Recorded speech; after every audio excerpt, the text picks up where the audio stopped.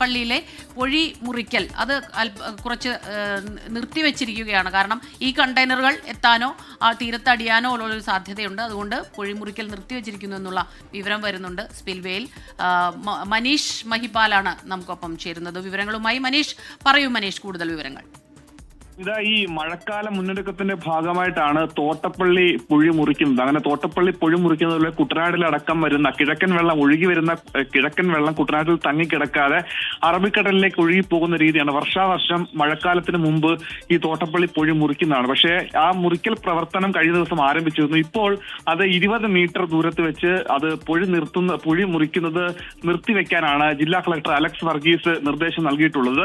ഇത് ഈ കടലിന്റെ ഓയിലിന്റെ സാന്നിധ്യമുണ്ടോ എന്നുള്ള സംശയമുണ്ട്. കാരണം ഈ കണ്ടെയ്നറിനുള്ളിൽ സൾഫർ അടങ്ങിയ ഓയിലാണോ എന്നുള്ള സംശയമുണ്ട്. സംബന്ധിച്ച സ്ഥിരീകരണം ഇതുവരെ വന്നിട്ടില്ല. അതുകൊണ്ട് തന്നെ കടൽവെള്ളത്തിന്റെ സാമ്പിൾ നിലവിൽ തോട്ടപ്പള്ളിയിൽ നിന്നും അമ്പലപ്പുഴയിൽ നിന്നും ഇന്നലെ പൊല്യൂഷൻ കൺട്രോൾ ബോർഡും ഒപ്പം തന്നെ സംസ്ഥാന ദുരന്ത നിവാരണ അതോറിറ്റിയും ജില്ലാ കളക്ടറും ചേർന്ന് സ്ഥലം സന്ദർശിക്കുകയും ഇവിടുന്ന് കടൽവെള്ളം ശേഖരിക്കുകയും ചെയ്തിട്ടുണ്ട്. ഇത് പരിശോധനയ്ക്ക് അയക്കും.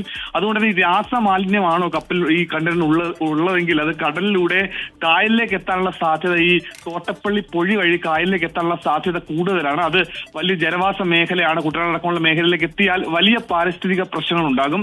അതുകൊണ്ടാണ് തോട്ടപ്പള്ളി പൊഴി മുറിക്കുന്നത് താൽക്കാലികമായി നിർത്തിവെച്ചിട്ടുള്ളത്.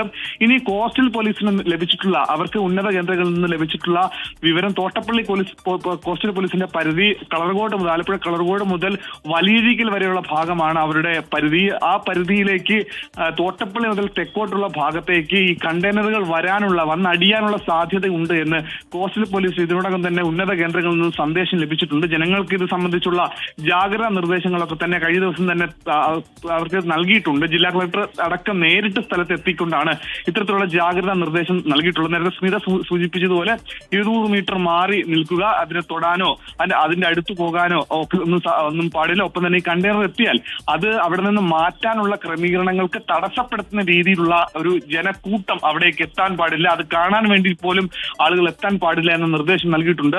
അതുകൊണ്ട് ഈ വരുന്ന മണിക്കൂറുകളിൽ ഇനി കണ്ടെയ്നറുകൾ ഈ തെക്കൻ തീരങ്ങൾ, അതായത് ആലപ്പുഴ മുതൽ കൊല്ലം വരെയുള്ള ഈ ഭാഗത്തെ പല ഇടങ്ങളിലും അടിയാനുള്ള സാധ്യതയാണ് നിലവിൽ ഉന്നത കേന്ദ്രങ്ങൾ കോസ്റ്റൽ പോലീസ് അടക്കമുള്ള സേനാ വിഭാഗത്തോട് അറിയിക്കുന്നത്.